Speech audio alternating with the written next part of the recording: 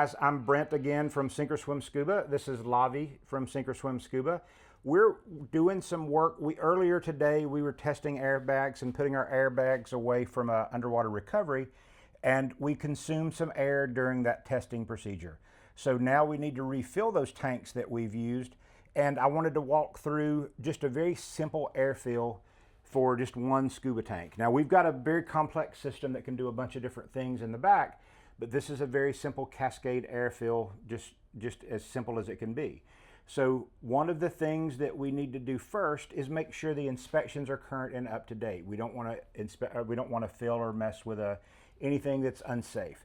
So one of the first things we're going to do is we're going to check the visual inspection. So this is, people call it the VIP, but that's a yearly test. So this tank is current on its yearly test, as we can see. So that's one of the tests we need to do. We also can do those visual inspections and do that service here in the store. There's also a hydro stamp. That needs to be within 5 years. That's the DOT stamp. That stamp is within 5 years as well on this tank. We can also do that if you need it to as part of our service stuff. So we service tanks yearly and the 5 year, and we do all that kind of stuff, as well as all the other scuba gear as well. So now that we know that the inspections and tests are good and this is a safe tank to fill, now we're going to go ahead and fill it. So one of the first things I need to do is, well, it's not first, we've already 2 or 3 steps in, but we're going to check the fill pressure of a tank. Now, once you've been here for a while, you can just glance at the tank and know what its fill pressure is. So I know this is a 3,000 PSI tank, but if I don't know that for sure, or if it's a different tank that I'm used to, I'll look for the inspection or the fill pressure on the tank. Now that I know it's a 3,000 PSI fill, I'm going to go to my regulator, make sure my regulator is set properly. I have it set to 3,300 PSI here. If it's a 3,000 PSI tank, it'll cool down to, if I fill it to 3,300, it'll cool back down to be right. So also, this is a yoke style tank. Now this has a convertible den to yoke manifold that would work with kind of all regulators, all tanks, but we prefer in these type tanks to leave the adapter in. So I'm going to put this den to yoke adapter in just so that I can fill this tank. All right, so now I can fill yoke tanks. So let's try this.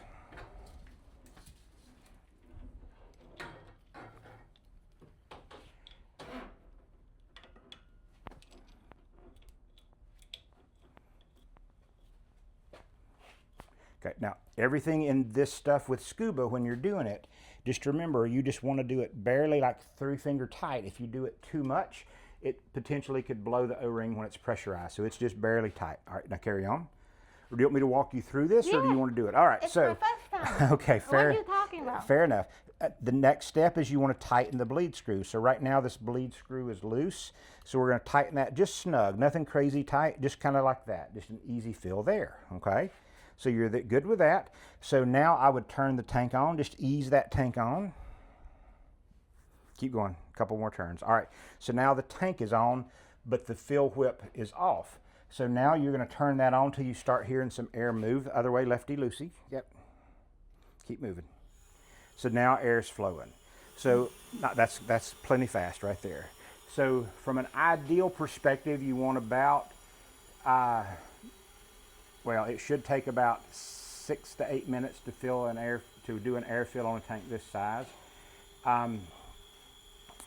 So that's kind of the goal we're shooting for. And after some experience, you can get there from a speed perspective. It just takes a bit of practice to get there.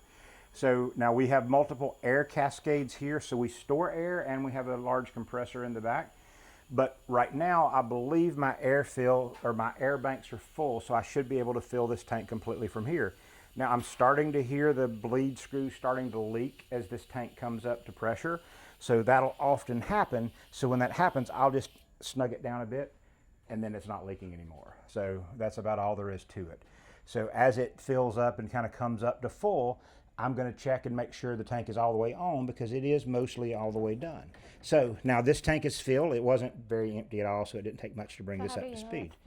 So that's a great question. She asked, how do you know that it's full? So the easy first step is I didn't hear any more air moving anymore. So there's no more hiss, there's no more noise. So that means it doesn't necessarily mean that this tank is full, but it means we've got all of the pressure from the bank that it's hooked to in. But let's just look at the gauge up here. So if you look at the gauge right here, this is our needle here. This is showing at about 3,300, so this is full. So now we're full and right. So now go ahead and turn both of the knobs off. You're going to turn the fill whip off, and then you're going to turn the tank off. No particular order there. Okay, turn that. Yep, keep going. Okay, now she's going to loosen the bleed screw, and it's going to hiss when she does it. It's bleeding the pressure. Good job. It's always a bit startling. So then she's going to take that off and hang that back up again. And tank cap on, good job, means that that's a completed tank. So, and then this is just going to go back into our rental section. So good job on that, Lavi. I appreciate it. Thank you. If you have any questions, we do air fills, nitrox fills, trimix fills, and a bunch of other stuff too, all kinds of service. And as you can see, kind of a glimpse of what our fill station looks like back here. We've got a good bit of air storage, and we store or bank 40% nitrox and air, and then we mix everything here from those gases. Anyway, guys, give us a call. Let me know if I can do anything to help you. Thank you very much. Have a great day.